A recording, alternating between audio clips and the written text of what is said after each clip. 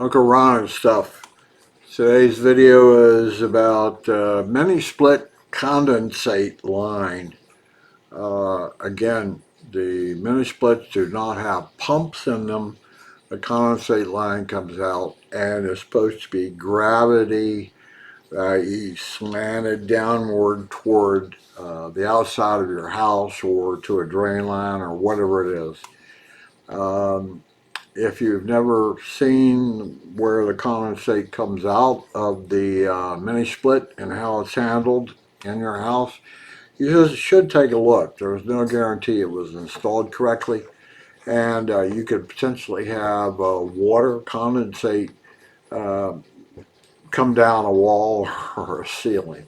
Anyway, this is about that, and take a look. Today's 31st December 2024. Have a happy new year. Uncle Ron stuff. This is about Fujitsu mini split and the condensate line. And what I had is, you can see this long run PVC pipe that goes to my outside wall. And it came over to right here. Right down in there. It came out there and it went straight across over here without being any support at all on it from the ceiling or anything. It came over to here, and then it was attached to the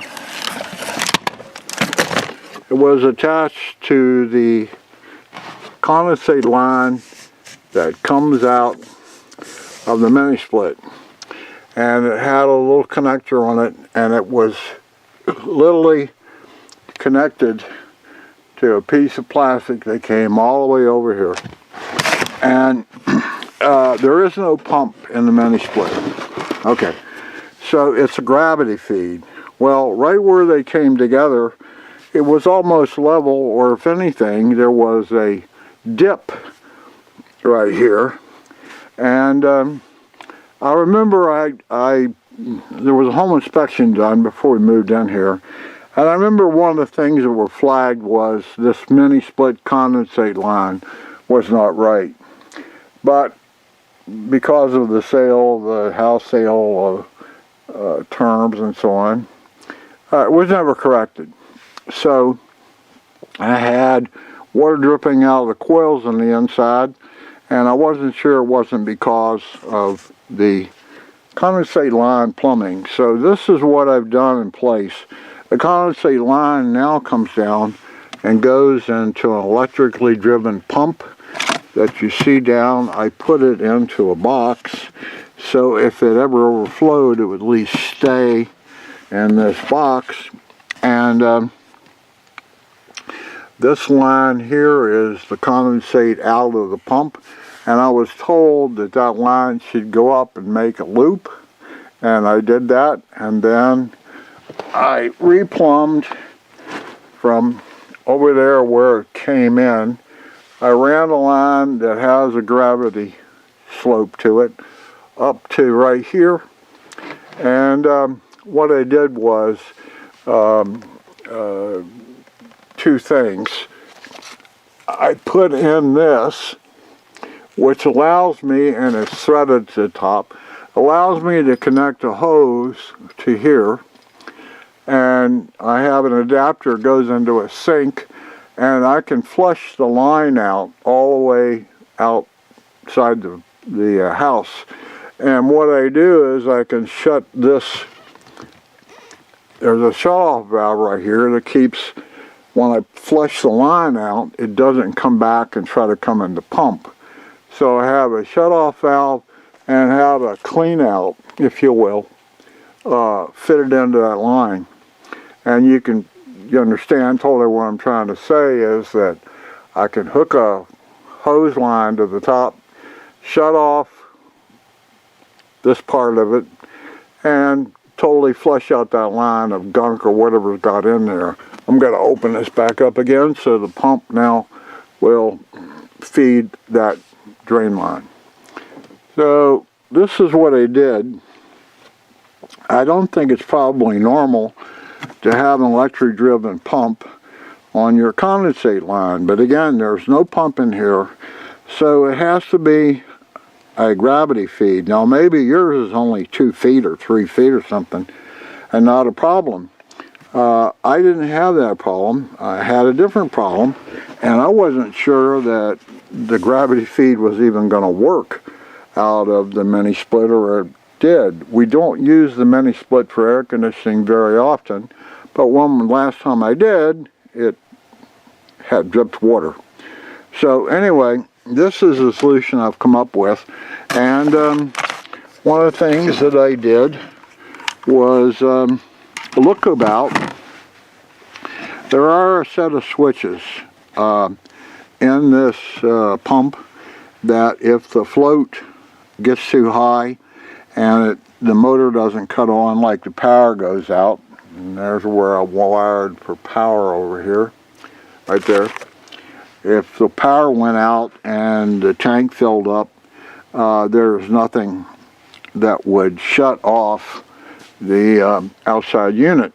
And here you see the high and low pressure lines from the outside unit going through the wall to the mini split. And here is a 3-conductor cable that brings, I think it's only 3, I didn't want to cut it, 240 volts into the indoor unit.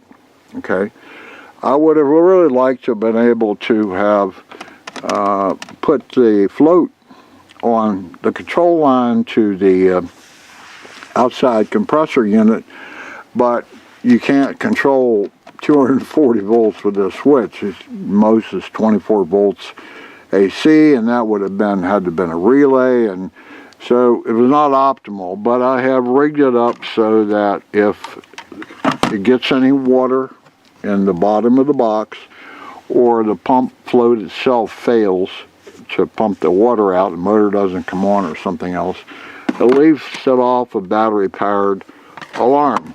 Okay, and I don't know if you can see, but this is it had blown-in insulation in it, which is incredibly dirty. There's some right down here. You can see it. It's like grounded newspapers, and a fire retardant's been added to it, and it's just like dust. So what I did was make a box here that has a air filter attached to the bottom, and what I do is I kind of set it over that like so. Actually, it goes the other way around, like this. It sets in there as a air breather. Tries to keep dust out of the pump unit. So here's the condensate line from the mini split. It goes right down into the pump, and then here's the output line of the pump, goes up into the long, it's probably 30 feet drain line that goes out. I'm going to set this back on top. I don't really know if I could hear this alarm going off downstairs, but it's the best I could do to indicate there's a problem. Now, in attics, you always have the concern that with water that it could freeze. I live in a climate where it never really gets that cold in the attic. There was, in fact, water plumbed up here for a humidifier, which was on over my stove unit, furnace unit, and it just came right up out of the floor, and no insulation around or anything. So they had run water right under the attic, and I did terminate that, but I don't think I have an issue with freezing pipe going out. But anyway, the whole point being is, if you're installing a mini split, you have to deal with the condensate, and you know, if you can put just a gravity feed sloped pipe to the outside, good for you. But if you don't, you can't, or like my situation, it's like 30 feet outside, and they put a pipe in, but they didn't quite do their due diligence on the end here where the condensate line connected onto that pipe. It wasn't supported by anything. You now see this line over here is in fact supported to the wall that's here. Anyway, that's enough of that. This had to do with the condensate line out of your mini split. And if you've never looked at it, you might want to look at it. If you bought a house and the condensate pump was installed. If it's in the attic, you might not want to go take a look. But anyway, it has to be right, or water is going to come out of your mini split into whatever room that you have. And I have read horror stories about that happening. Don't want that to happen. That's probably enough for this. This is Uncle Ron's stuff. Had to do with a condensate mini split line, and again, I put a hose connection so I can flush out my line, and I would suggest you do that. The only thing that I don't have on this line yet is what's known as a P-trap, and that keeps some water in the pipe. The idea, I guess, is to keep insects out. I don't really understand why they can't crawl upside down in the pipe away from the water, but I haven't put one in yet. I've never had any kind of insects get in, but they're going to run into a problem right here because there's no out. But they could clog up the line, and thus the reason I have a flush out. That's it for the Uncle Ron stuff. Today is the 31st of December 2024, and Happy New Year, everybody.